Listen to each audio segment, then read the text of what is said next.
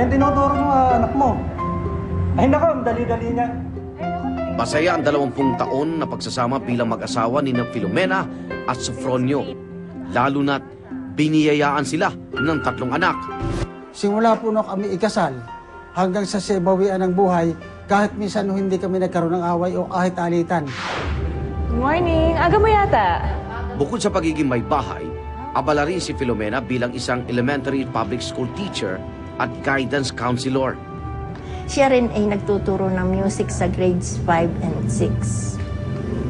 At siya yung halimbawa mayroong ang principal ay wala. Siya ang inuusap na umattend ng meeting. Teacher ko siya nung grade 5. Ano siya, yung mahinahon siyang magsalita.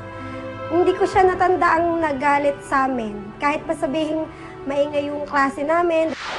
Dahil sa biglaan niyang pagkawala, hindi lang pamilya ang lubos na nangulila sa itinuring na ina ng maraming estudyante.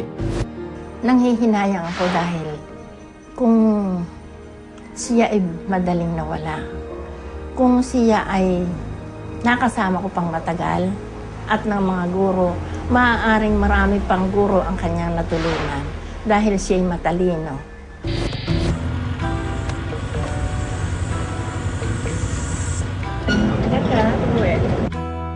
Alas 6 lang umaga po, nandiyan na kami sa tabi ng daan at pupunta na po kami sa paaralan.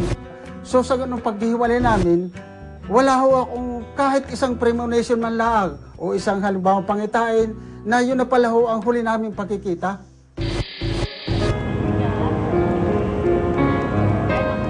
Hindi rin malilimutan ni Melesia ang huling araw na nakasama ang matalik na kaibigan. Paano, Mare? Mauna na ako, ha? Alis ka na? Oo. Kailangan ko na umalis, ha? Bye-bye. Siguro last babay na niya sa akin noon.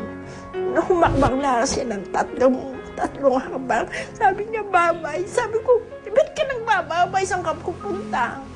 Bit-bit na yung balota. Okay, kapit mo.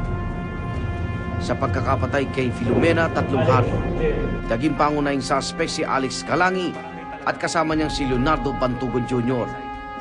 Sa sinumpaang salaysay ni Calangi, inutusan umano sila ng campaign manager na si Ruel Sandoval na magpunta sa Talaga Elementary School dahil sa impormasyon na natanggap ng kanilang partido na may manggugulo sa bilangan.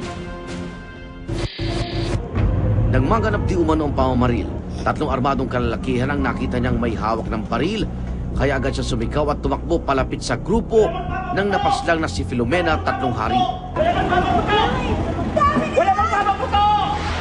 Ayon pa kay Calangi, nakita niyang bumagsak sa lupa ang guro, kaya siya pa mismo ang tumulong rito na isakay siya sa sasakyan para madala sa pagamutan. Dali! Sa pinakamalapit na ospital!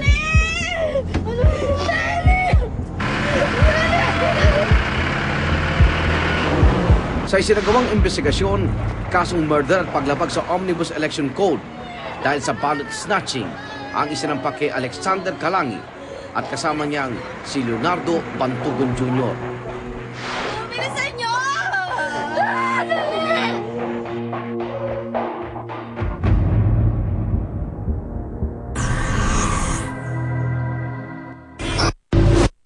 Sa patuloy na pagsiyasa ng case unclosed, Siyempre, napakasaklap nung nangyari, no? Na nabawian ng buhay ang isang teacher at asawa at ina.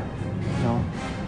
Tapos, lalo pang nagpapasaklap siya yung pagiging mailap